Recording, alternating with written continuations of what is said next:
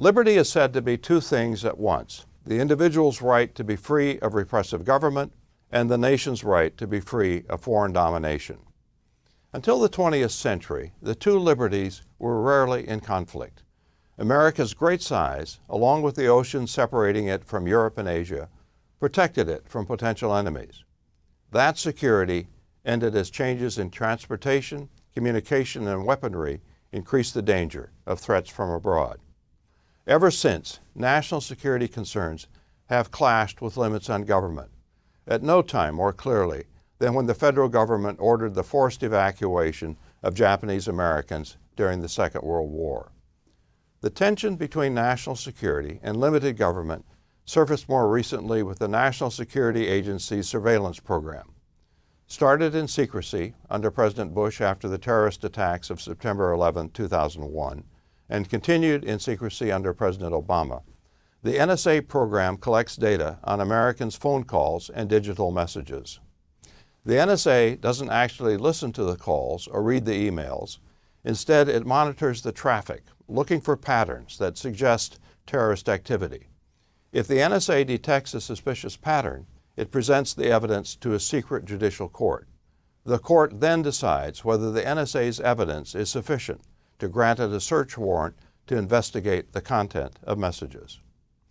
The NSA's secret program became public knowledge a few years ago when its existence was leaked to the press. That revelation triggered lawsuits challenging the program's legality. In one case, a federal district court ruled the program to be lawful. In another case, a federal appeals court declared it to be unlawful on grounds that Congress hadn't explicitly authorized it.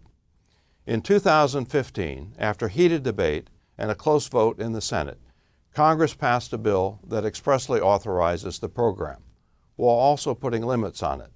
The legislation requires the data to be stored with telecommunications companies rather than with the NSA. Messages become available to the NSA only if authorized by the secret court, which itself is subject to closer oversight than before the bill was passed. These changes have not satisfied critics. Republican Senator Rand Paul of Kentucky, who led the Senate fight against the new authorization, said, "It is now up to the Supreme Court to strike down the NSA's illegal spying program." As for the public, it has been of two minds about the program. When asked in a poll whether the NSA program was too intrusive, a solid majority of Americans, 2 in every 3, concluded that it was, saying the limits on the program were inadequate.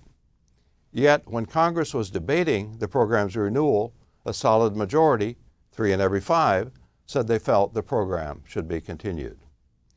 These polls reflect the tension between national security and limited government. Americans find it difficult to choose between the two. They'd like to have their security and their rights. That's not an easy balance to achieve in a world where terrorism is an existential threat.